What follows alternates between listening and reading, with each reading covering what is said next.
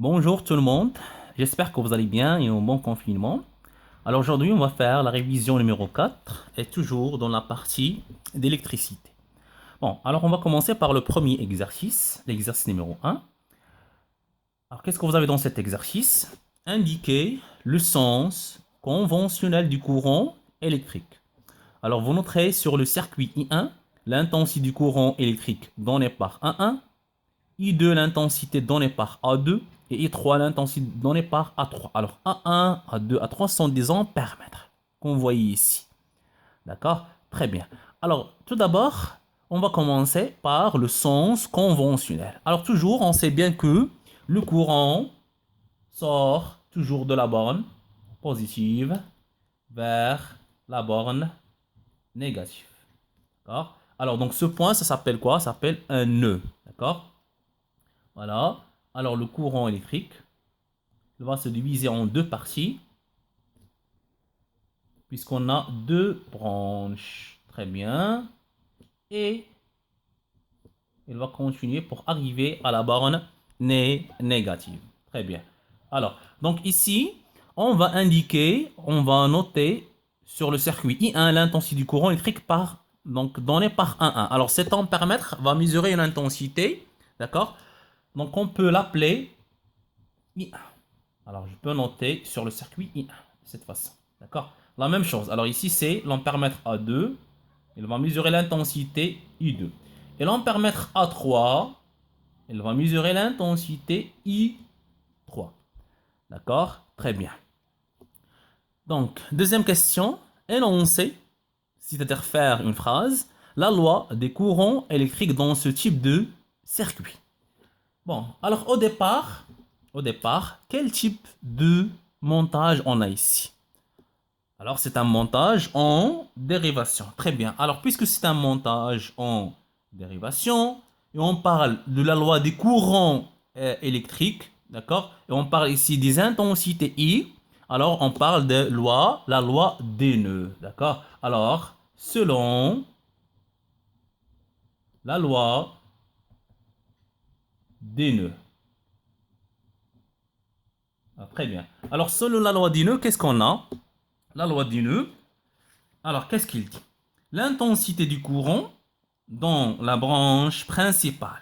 Alors, où est la branche principale? Alors, c'est ça la branche principale.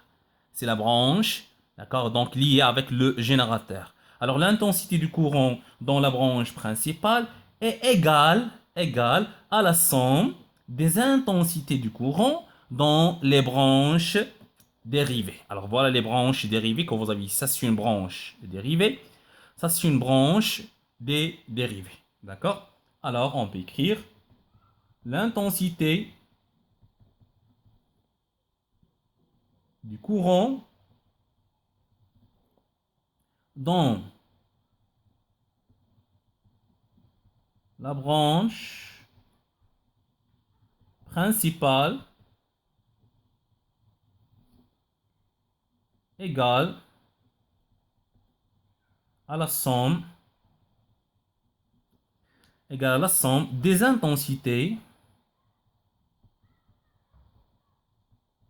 des intensités dans,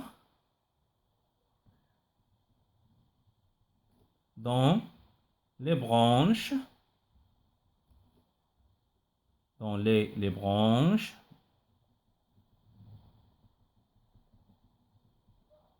dérivées. Très bien. D'accord? Alors, on déduire la relation qui existe entre I1, I2 et I3. Alors, où est la branche principale? Alors la voilà. Alors dans la branche principale, on a l'ampèremètre A3.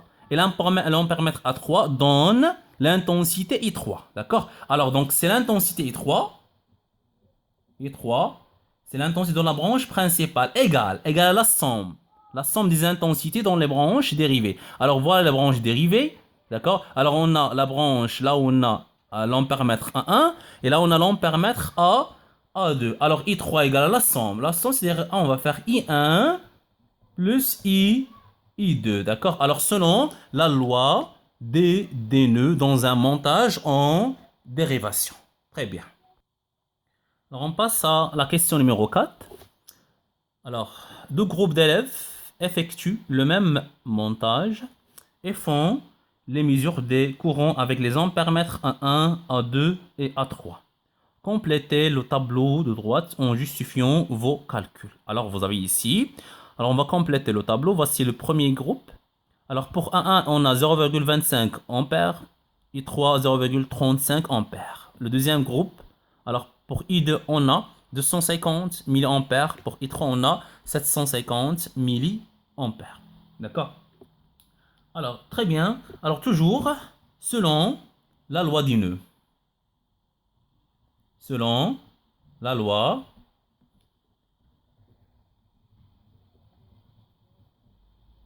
des nœuds. Alors, selon la loi des nœuds, qu'est-ce qu'on a? Alors, on a I3 égale à I1 plus I2. D'accord? Alors, au départ, pour le premier groupe, alors je vais faire juste premier groupe, premier G. Premier groupe, ça veut dire premier groupe. Alors, I3 égale à I1 plus I2. Alors, qu'est-ce qu'on cherche? Alors, on cherche quoi? On cherche I2. Alors, tout simplement, I2, c'est quoi? Alors, c'est I3 moins I1. I3 moins I1. Donc, application numérique. Donc, I3, on va remplacer I3 par 0,35. Moins I2, c'est 0,25. Alors, ça donne 0,1 ampère. Alors, dans ce tableau, on va écrire 0,1. D'accord? Bon, très bien. Alors maintenant, pour le deuxième groupe.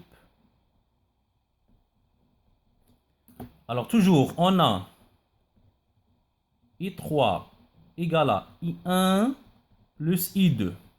D'accord? Alors, on cherche. Qu'est-ce qu'on cherche? On cherche I1. Alors, I1 égale à quoi? Égale à I3 moins I2. Donc, I3 moins I2, 750 moins 250. Alors, ça donne 500. Alors, 500 milliampères. Alors, on va écrire ici 500 milliampères. Très bien. Très bien. Alors, maintenant, on passe à l'exercice numéro 2. Alors, l'exercice numéro 2, pour chacun des cas suivants, donne la relation entre les intensités. Bon, alors, donc ici, vous avez un nœud, c'est-à-dire on va appliquer la loi du nœud. Alors, au départ, alors donc je vous rappelle de l'énoncé de cette loi. Alors, donc si vous avez un nœud, toujours, et on cherche les intensités, la valeur d'une intensité par quelconque, alors la somme des intensités du courant qui entrent par un nœud. Alors, donc comment on va savoir quelles sont les intensités qui entrent? Par la flèche tout simplement. Par exemple ici, alors donc la flèche indique que cette intensité entre. D'accord? Donc cette flèche indique que l'intensité entre. D'accord? Alors ce sont les intensités qui entrent. Et égale à quoi? Égale à la somme des intensités du courant qui en sortent. C'est-à-dire donc les intensités qui en sortent. D'accord? Par exemple ici, alors l'intensité qui sort, c'est l'intensité I2. C'est-à-dire on va faire la somme égale à la somme. Alors puisque ici, par exemple, on a seulement une intensité, alors la somme des autres intensités égale à la seule valeur de l'intensité qu'on a ici. Alors donc je vais commencer par le premier exemple. D'accord? Alors la relation entre les intensités. Alors qu'est-ce qu'on a dit? Alors voilà, d'accord, donc le nœud. Alors on cherche. Quelles sont les intensités du courant qui entrent? Alors, qui entrent, c'est l'intensité I1 et I3. Alors, on va faire la somme. Alors, on va dire I1 plus I3 égale. Alors, la somme des intensités du courant qui entrent par un nœud égale à la somme des intensités qui sortent. Alors, combien des intensités qui sortent? Alors, donc, on a seulement une intensité qui sort. C'est l'intensité I2. D'accord? Très bien. Alors, donc ça, c'est la relation entre les intensités. Très bien, on va faire la même chose pour la figure numéro 2. Alors, on va chercher quelles sont les intensités qui entrent par un nœud, par ce nœud qu'on a ici. Alors, donc, on a l'intensité I1, regardez. entre l'intensité I2 et l'intensité qui sort, c'est l'intensité I3. D'accord? Alors, on va faire I1, d'accord, plus I2 égale à la somme des intensités qui en sortent. Alors, on a une seule intensité, c'est l'intensité I3 égale à I3. Très bien. Alors, la figure numéro 3, on va faire la même chose. Alors, donc, l'intensité qui sort, qui entre d'abord, alors c'est l'intensité I2, c'est la seule. D'accord? Alors, I2, c'est la seule intensité qui entre dans dans ce nœud. D'accord? Par contre, alors on a deux intensités qui en sortent, c'est l'intensité I1 et I3. Alors, I2 égale à la somme, c'est I1 plus I3. Et comme ça, d'accord, donc on peut calculer, par exemple, trouver la valeur de n'importe quelle intensité. Par exemple, si on cherche I2, alors donc on a déjà I1, par exemple I3, alors on peut faire cette formule pour trouver I2. Ou bien si on cherche, par exemple, I3, donc en se basant sur cette formule, et on peut donc faire placer I1 dans l'autre côté et chercher I3, par exemple, d'accord? Grâce à bien à la connaissance de cette loi, donc il est possible de calculer la valeur d'une intensité électrique dans un nœud, donc dans n'importe quel montage. Très bien, alors on passe maintenant à l'autre exercice. Très bien, alors on passe à l'exercice numéro 3, appliquer les lois de la tension. Alors on parle maintenant de la tension. Alors quelle loi s'applique dans un circuit en série? C'est-à-dire si vous avez un circuit en série, alors et vous voulez calculer la tension. Alors quelle loi vous allez appliquer? Alors qu'est-ce on va faire? Dans un circuit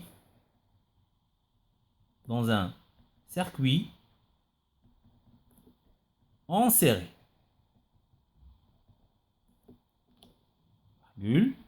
Pour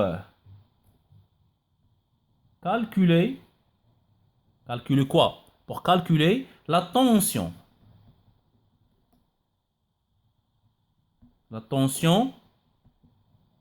électrique. Alors, là, on applique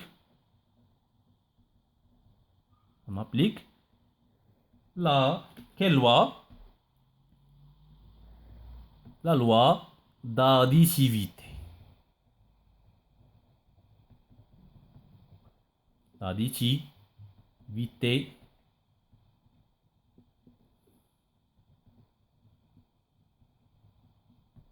des tensions. D'accord? Alors, si vous voulez calculer ou bien chercher une tension dans un circuit en série, alors on applique la loi d'additivité des tensions. Alors, quelle loi s'applique dans un circuit en dérivation? Alors, la même phrase est la même chose dans un circuit en dérivation. Alors, on applique la loi. Quelle loi? C'est la loi d'unicité, d'accord? D'égalité. Égalité des tensions ou bien d'unicité. Alors, on applique la loi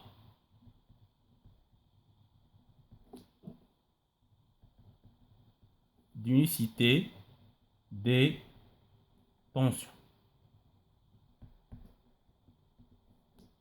Des tensions avec S. La loi d'unicité des tensions. Et c'est ça ce qu'on va voir dans la suite de cet exercice. Alors, vous avez deux montages. Alors, la première figure, d'accord, donc ici, c'est quel type de montage? Alors, c'est un montage. Alors, donc, pour chercher quel type de montage, on cherche d'accord, donc les récepteurs. Alors, quels sont les récepteurs qu'on a ici? Alors, on a la lampe et on a la résistance, le conducteur en ohmique. Comment ils sont branchés avec le générateur? Ils sont branchés en dérivation. Très bien. Ça, c'est un voltmètre. Alors, le voltmètre doit être branché en dérivation. Dans la figure numéro 2, dans ce montage. Alors, les récepteurs, c'est-à-dire la lampe et le conducteur ohmique, leur résistance, sont branchés en série. En série, d'accord? Donc, par rapport au générateur. Très bien. Bon, alors, qu'est-ce que vous avez dans l'exercice, ou bien la question numéro 3? Alors, sur la figure numéro 1, le voltmètre V1 donne le résultat de la mesure U1 égale à 4,5 volts. D'accord? Alors, 3.1, quelle est la tension U2? La tension U2 mesurée par le voltmètre V2. Et en bas, on doit justifier le calcul. Très bien. Alors la tension U2. La tension U2, c'est-à-dire la tension entre les bornes du voltmètre V2, d'accord? Pardon, la tension mesurée par le voltmètre V2, c'est-à-dire la tension entre les bornes de la lampe. Alors donc, sachant que la tension mesurée par le voltmètre V1, c'est-à-dire entre les bornes du générateur, égale à 4,5 volts. Alors qu'est-ce qu'on a dit? Quelle loi on doit l'appliquer dans ce cas? Alors on doit chercher quel type de montage. Alors qu'est-ce qu'on a dit? Ça c'est un montage en dérivation. Et puisque c'est un montage en dérivation, on va appliquer la loi d'unicité de tension, c'est-à-dire d'égalité. C'est-à-dire donc la tension U1 égale à la tension U2 égale à la tension U3. D'accord? Alors, on va dire que selon la loi d'unicité des tensions, d'accord? Des tensions, pardon. Alors, la justification, d'accord? Selon la loi d'unicité de la tension. Alors, qu'est-ce qu'on a? U1 égale à quoi? Égale à U2. On peut dire égal à 3, mais on va utiliser dans la question numéro 2. Alors, toujours, on va s'intéresser maintenant à calculer la tension U2 entre les bornes de la lampe. U1 égale à U2 égale à quoi? Puisque U1 égale à 4,5, alors U2 aussi égale à 4,5 volts. D'accord? C'est simple. Alors, c'est simple, mais c'est très très important pour vous et pour les années prochaines, Inch'Allah. Alors, 3,2. La question 3,2. Alors, dans la question 3,2, alors elle vous demande de calculer la tension U3, c'est-à-dire la tension mesurée par le voltmètre V3. Et toujours dans la figure numéro 1. D'accord? Toujours dans la figure numéro 1. Alors, la tension V3, c'est la tension mesurée par le la tension U3, pardon, c'est la tension mesurée par le voltmètre V3 mesurée, c'est la tension entre les bornes de ce conducteur ohmique. D'accord? Alors, toujours, selon la loi d'unicité. Toujours, on va appliquer la loi d'unicité, d'égalité. Alors, on a U1 égale à U2 égale à U3. Égale à quoi? Égale à 4,5 volts. D'accord? 4,5 volts. Très bien, d'accord. Maintenant, on passe à la question numéro 4. Alors, dans la question numéro 4, sur la figure 2, on peut lire sur l'écran du voltmètre V1 égale à 4,6 volts. D'accord? Alors, revenons à la figure numéro 2. Alors, dans cette figure, qu'est-ce que vous avez? Vous avez, alors le voltmètre V1, c'est le voltmètre entre les bornes du générateur. D'accord? Alors, donc, le voltmètre V1 indique quelle valeur? 4,6 volts. Alors, c'est-à-dire ici, on a 4,6 volts. D'accord? Le voltmètre V3, c'est-à-dire le voltmètre entre les bornes du conducteur ohmique, indique quelle valeur? Indique la valeur 2,4. D'accord? La valeur 2,4. Alors, qu'est-ce qu'on cherche? On cherche la valeur de la mesure sur le voltmètre V2, c'est-à-dire entre les bornes de la lampe. On justifie, on vos calculs. Très bien, très très bien. Alors d'abord, quel type de montage ici? C'est un montage en série, car les deux récepteurs sont branchés en série avec le générateur. Alors, quelle loi on va l'appliquer? Alors, on va appliquer la loi d'additivité de tension. Regardez qu'est-ce qu'on a fait ici. D'accord? Alors, dans un montage en série, on applique la loi d'additivité de tension. Très bien. Alors, selon la loi d'additivité de tension, on va commencer par cette phrase. Selon la loi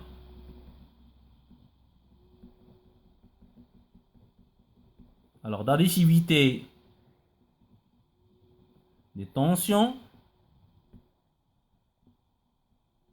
selon la loi d'additivité des tensions, alors la loi d'additivité de tension, qu'est-ce qu'elle dit? Alors, donc, si vous avez, par exemple, un montage en série, et vous cherchez de calculer la tension électrique. D'accord? Alors, dans cette loi, qu'est-ce qu'on a? Dans un circuit en série, la tension du générateur. Voilà, c'est la tension du générateur. C'est la tension U1. D'accord? V1, ça c'est la tension U1. d'accord, égale à la somme des tensions aux bornes de chaque dipôle. Alors, donc ça, c'est un dipôle, ça, c'est un dipôle. Égale à la somme. Ça veut dire, donc ça, c'est U2 et ça, c'est U3. Alors, on va faire U1 égale à quoi? Égale à U2 plus U3. D'accord? Alors, c'est ce on va faire. Alors, on a, sur la des tensions, on a U1, c'est la tension entre les bandes du générateur égale à la somme, d'accord, de U2 et U3. D'accord? Très bien. Alors maintenant, pour nous, qu'est-ce qu'on cherche? On cherche la valeur de la tension mesurée par le voltmètre V2. C'est-à-dire, donc, on cherche U2. Alors, donc, tout simplement, U2 égale à quoi? Égale à U1. On peut placer U3 dans l'autre côté. Ça sera U1 moins U3. U1 moins U3. Donc, très bien. Alors maintenant, application numérique. Alors, U1 égale à quoi? C'est 4,6 volts moins 2,4. D'accord? Alors, ça donne 2,2 volts. Alors, c'est ça. La tension U. D'accord? La tension U2 entre les bandes de cette lampe. Très bien. Donc, la dernière question. Alors, sur la figure 2, placez les bornes V et COM sur chaque voltmètre. D'accord? Donc, c'est simple. On va placer les bornes V. Alors, les bornes V. Alors, donc, la borne V doit être branchée avec la borne positive du générateur et COM doit être branchée avec la borne négative du générateur. Alors, voilà la borne positive du générateur. Alors, ça veut dire que ça, c'est la borne V. Alors, voilà la borne négative. Ça veut dire donc ça, c'est COM. La même chose pour les autres. Ça, c'est V. D'accord? Donc, ça, c'est les branches avec la borne positive. Et ça, c'est comme, car il est branché avec la borne négative. La même chose pour l'autre. D'accord? Alors, ça, c'est V. Et ça, c'est comme. D'accord? Très bien. Donc, on a terminé. Alors, la correction de cette révision. Donc, j'espère que vous avez bien compris. Alors, merci pour votre attention et à la prochaine fois, Inch'Allah.